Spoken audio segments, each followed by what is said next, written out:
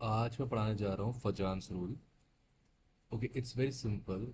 It's technically telling the covalent character in an ionic bond. तो कैसे पता लगाते कि कोवैलेंट कैरेक्टर आयनिक बॉन्ड में कैसे है? कोई भी कोवैलेंट कंपाउंड, कोई भी आयनिक कंपाउंड, उसमें 0.001% से लेकर 80% तक कोवैलेंट कैरेक्टर होता है। जैसे तुमने देश का नमक पढ़ा होगा, NaCl है।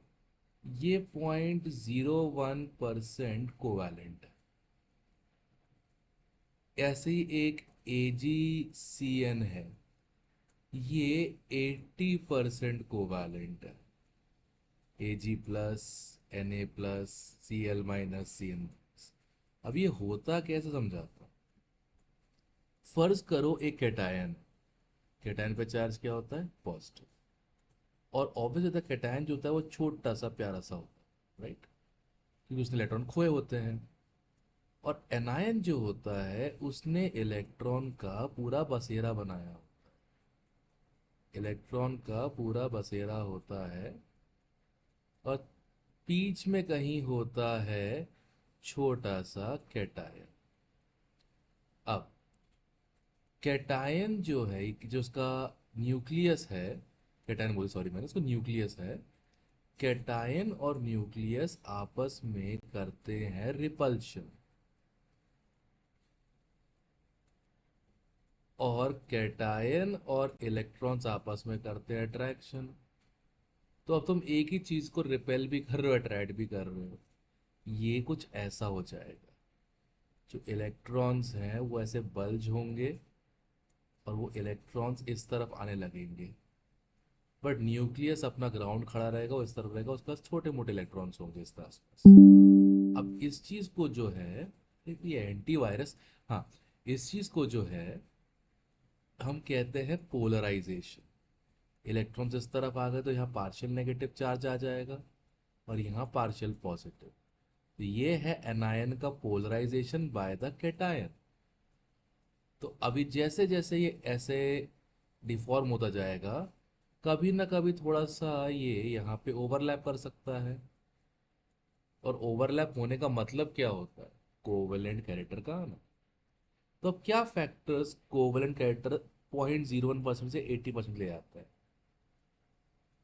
पहला है ग्रेटर चार्ज।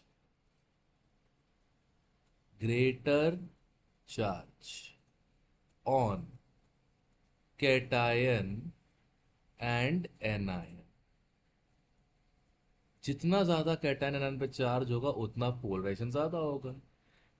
एग्जाम्पल देता हूँ, कैल्शियम ऑक्साइड और NaCl। ठीक है, कैल्शियम ऑक्साइड का 2+, ऑक्साइड का 2 नेगेटिव, Na का प्लस, Cl का माइनस। तो इस पे चार्ज ज्यादा है तो ये अपने एनायन का डिस्टॉर्ट करता है, और ये अपने एनायन को कम डिस्टॉर्ट करता है, कम पोलराइज करता है, इसको पोलराइजेशन। जितना पोलराइजेशन ज्यादा होगा, covalent, sorry for my hand writing, बचपन से खराब है, कैरेक्टर भी ज्यादा होगा। अब इसमें क्या है, कैल्शियम प्लस ऑक्यूपाइंस, इसमें चार्ज ज्यादा है तो इससे पोलराइजेशन ज्यादा है, और इसका कहते हैं फैक्ट और प्रूफ भी है। NaCl को वाटर में डिसॉल्व करो, अच्छा खासा सॉल्यूबल है, कि अच्छा खासा आयनिक कंपाउंड है, नमक मिला दो पानी में। बट इसने कहा मैं आयनिक तो हूं, बट चूना चूना लग गया चूना। कैल्शियम ऑक्साइड क्या होता है? चूना होता है। और चूना पानी में कैसा बन जाता है? फ्लेक्स बना लेता है। और फ्लेक्स बना रहा है मतलब ये अच्छा सॉल्यूबल नहीं है। तो इन दोनों में कैल्शियम और मोर कोवैलेंट है, NaCl मोर आयनिक, और ये स्पेशली किसके बेस पे हुआ? चार्ज की वजह से हुआ। ये मोर आयोनिक है, ये मोर कोवैलेंट। अब पहला तो चार्ज होता है, ठीक है। चार्ज के बाद आता है साइज। साइज, कैटायन जितना छोटा होगा उतना वो ज़्यादा पोलराइजिंग पावर का होगा। Polarising power directly proportional to charge inverse of size. और जितना ज़्यादा पोलराइज करेगा उतना ज़्यादा कोवेलेंट कैरेक्टर आएगा।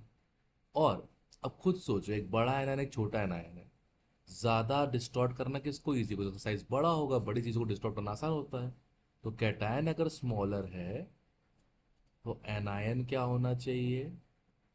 लार्जर। तो जितना लार्जर एनायन होगा, जितना ज़्यादा उसका चार्ज होगा, उतनी ज़्यादा उसकी इसकी पोलराइजिंग पावर है।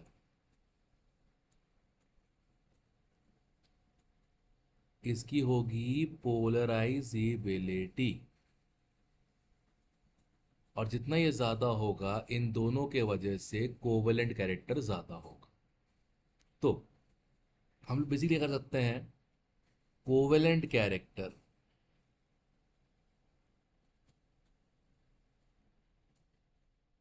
Covalent character proportional to charge of cation और anion।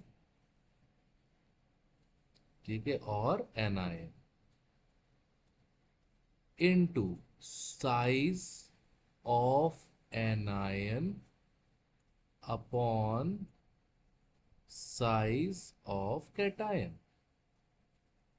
तो जिसका पोलराइजेशन ज्यादा होगा उसका कोवेलेंट कैरेक्टर ज्यादा होगा, आयनिक कैरेक्टर कम हो जाएगा। अब आयनिक कैरेक्टर कम होगा तो वाटर में सॉल्युबिलिटी कम होगी, कंडक्टिविटी कम होगी। ठीक है, कंडक्टिविटी कम होगी। ठीक है, और कलर जो होगा, इसका कुछ एक्सप्लेन खास है नहीं, वो तो पोलराइजेशन होता है तो बस इलेक्ट्रॉन ऊपर नीचे हो जाते हैं। कलर जो होगा वो कोवलेंट कंपाउंड्स का ज्यादा होगा। नोटिस किया होगा, आयनिक कंपाउंड ज्यादातर वाटर बनाते हैं कलरलेस सॉल्यूशंस, पर ज्यादातर कोवलेंट कंपाउंड्स कलर्ड हैं, नीला भूरा काला जिस टाइप का भी हो। जैसे सल्फाइड्स होते हैं बड़े एनायन से तो कलर्ड होते हैं, कोई दिक्कत नहीं होती है। ठीक है, अब इसमें एक छोटी सी बात को ध्यान ध्यान रखना।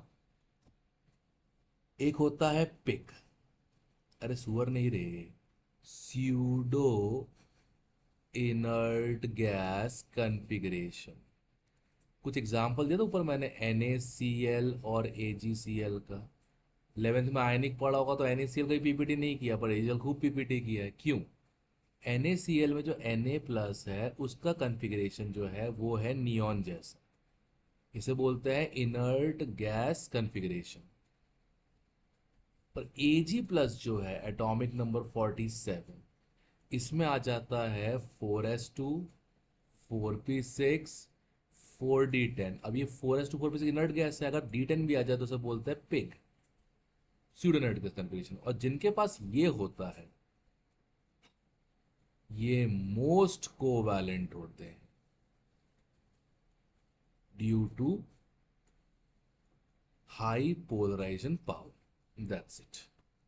तो जब भी कोई डी ब्लॉक का ऐसा एलिमेंट दिख जाए AgCl जैसा और NaCl दिख जाए, ठीक है ना, कभी भी तुमको मान लो, भगवान ना करे उसे आए, बट अगर कभी तुमको एज इस टाइप का मिल जाए,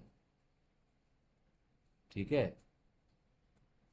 तो ये मिल जाए तुमको, मान लो AgCl टाइप का, ठीक है, और ये मिल जाए NaCl टाइप का, तो ऑब्वियसली बात है जो AgCl है वो डी ब्लॉक का पिग है, तो ये तैरेगा, प्रेसिड हो जाएगा। और NaCl जो है वो एस ब्लॉक का किंग है, तो ये डिसॉल्व हो जाएगा। यही थ्योरी है। अब इसी को एक दो बार रिवाइज करके आप प्रीवियस ईयर क्वेश्चन या मॉडल क्वेश्चन लगा दें, आप उसका कोई दिक्कत नहीं होगा चांस रूल में, डोंट वरी। ठीक है, पर इतना ध्यान रख लीजिए जो पढ़ाया है यहाँ, छोटा कैटायन बड़ा एनायन, ज़्यादा चार्ज, ज़्यादा कोवलेंट कैरेक्टर। और तुमको पता है ये कोवलेंट कैरेक्टर क्या होता है, आयनिक कैरेक्टर क्या होता है। आयनिक कंपाउंड क्या करते हैं, कोवलेंट कंपाउंड क्या करते हैं।